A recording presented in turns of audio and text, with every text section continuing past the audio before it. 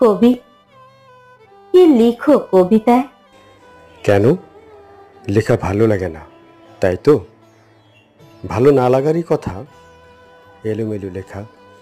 ভালো মন্দ তো জানি না, তবে কবিতার সাথে কবিরজ প্রেমে পড়ে যেতে ইচ্ছে করে।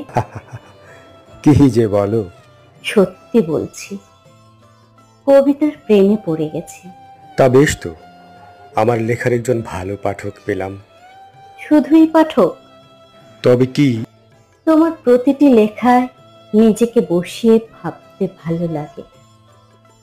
মনে হয় যেন কবি আমার জন্যই লিখছে, যদিও সত্যি নয়, তবু ভাবতে ভালো লাগে। বুঝলাম। কি বুঝলে? কবিরা হয় ভ্রমাত্মক পাগলাটে। এখন পাঠকেরাও পাগলামি রোগে আক্রান্ত হচ্ছে। তোমার লেখাগুলো কার জন্য?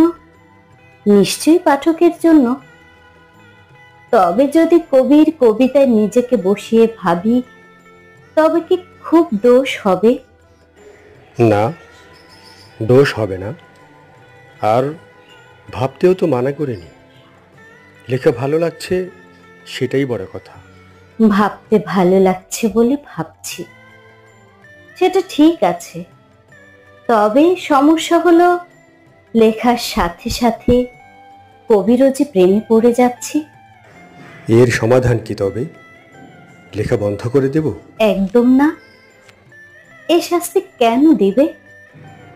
ঠিক আছে, তবে লিখব না আর তুমিময়, তুমি কেন্দ্রিক কোনো কবিতা। এটাও ঠিক নয়। কেন নয়? ভালোবাসার দাবানলে দগ্ধ হবে না হৃদয়, হবে না কোনো ক্ষত। হৃদয়ে ক্ষত হবে, সে ক্ষত বয়ে বেড়াতে হবে জেনেও যে কবির কবিতাকে ভালোবাসি। তাই লিখবে তুমি আমার জন্য, আমি পড়ব তোমার ভালোবাসা মেশানো প্রেমময় কাব্য, আর অনুভব করব তোমায়। এমন কথা তো আরো অনেক পাঠকই বলতে পারে। আমি অন্যদের কথা জানি না, আমি শুধু কবিকে জানি। আচ্ছা কবি, তুমি যখন কবিতা লিখো, তখন কি তোমার প্রিয়কে বুকের বাপাশে রাখো? মানে বিব্রত বোধ করছি। জানতে চাই। যখন কিছু লিখি, তখন মস্তিষ্কের অনুরণিত শব্দ ও অনুভূতির মিশ্রণেই লিখি। প্রিয়কে তখন বুকের বাপাশেই রাখি। কখনো কি কোনো পাঠক কবির বুকের বাপাশে স্থান পেতে পারে? না, মানে তবে কি কবি পাঠকের এই মধুময় আলাপনে পাঠককে মৃত্যুদণ্ড দিবে? মৃত্যুদণ্ড শাস্তিটা খুব বেশি হয়ে যায়। তবে কি সশ্রম কারাদণ্ড? সেক্ষেত্রে কবিকেও সাথে অবস্থান করতে হবে যে ঋণ সমদহে। প্রেমের কবিতা লেখার জন্যে এবার কি তবে পাঠক কবির জন্য শাস্তি নির্ধারণ করলো? দৃষ্টতা ক্ষমা করো কবি, আমি শুধু তোমার সঙ্গটাই চাই, কবিকে যেন হারিয়ে না ফেলি। তাই বলেছি সমদহে।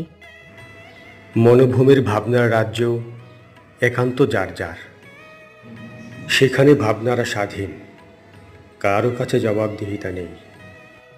যা বাস্তবে অসম্ভব, তা কল্পনায় সম্ভব। মনের ঝিলে কে সারাদিন বিচরণ করে, তা দেখার অধিকার অন্য কারো নেই। তাই তুমি কবিকে নিয়ে ভাবলেই যে কবিকে সমদহে যেতে হবে, এমন কোনো কথা নেই।